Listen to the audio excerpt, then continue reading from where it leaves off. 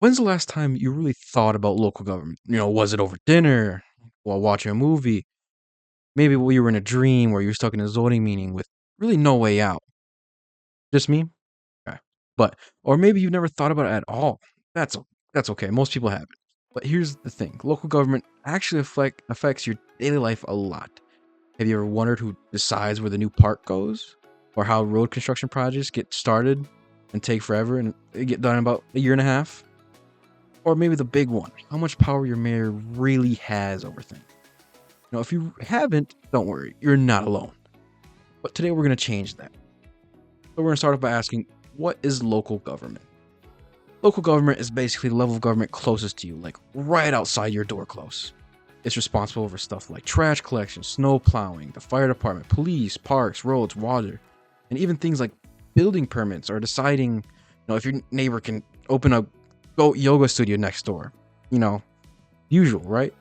And yeah, in most cities like Watertown, Wisconsin, for example, local government includes a mayor, a city council, and various departments that actually carry out the work together.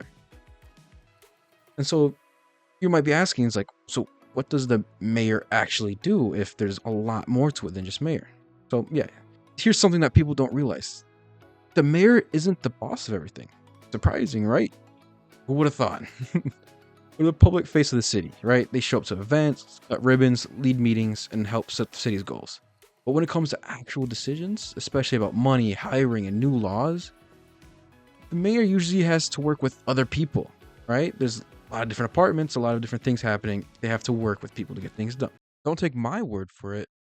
Take Mayor's Robert Stocks, the current mayor of Watertown's, word for it. So anything that takes a larger amount of money, so smaller bills can just be passed either from our finance person, but when it gets to be over 10,000 or 50,000, it's a bigger deal else to get passed. But like the higher employees, so someone hiring grade N or step five, that goes through finance, and then that will eventually get passed by a common council. But usually things go through smaller committees. So the three biggest standing committees are safety, public works, and finance. Each of those are comprised of four alders. So those are kind of the big ones. So ordinance change, you want to change signage somewhere that goes through safety, and they have the power itself. So sometimes those committees have the power by themselves, and sometimes it has to move on to common council after. So yeah, the mayor can't just walk into City Hall and says, yes, we're building a massive water park and giving every resident a duck. It doesn't work that way, right? So this is how things are actually done in a step-by-step. So let's say your street has potholes and you want to fix it, and maybe you want a new skate park while you're at it. So how does something actually happen in the local government wise, right? Step one, someone needs to, of course, notice a problem, right? I guess we all have been there, right? We know it's a problem, and maybe a council member, city worker, or just someone in the community needs to recognize this, and they just need to recognize it's a problem, right? Step one. Step two, a plan is made. Next someone puts together a plan, like a proposal or ordinance. Might be drafted by the mayor or department head or even a city council member. And yes, it usually includes budget details and a buttload of paperwork, something you don't want to do. Step three, the committees take a look.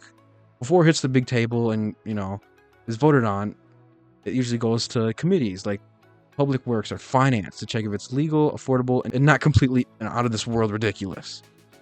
Step four, right? City council reviews and listens to the public. Then it goes to the full city council. They review it, debate it, and sometimes open it for public comment. This is your chance to speak up and very politely say, like, hey, maybe, building a bathroom, in the skate park is not top priority right now, right? And step five, right after that, they vote.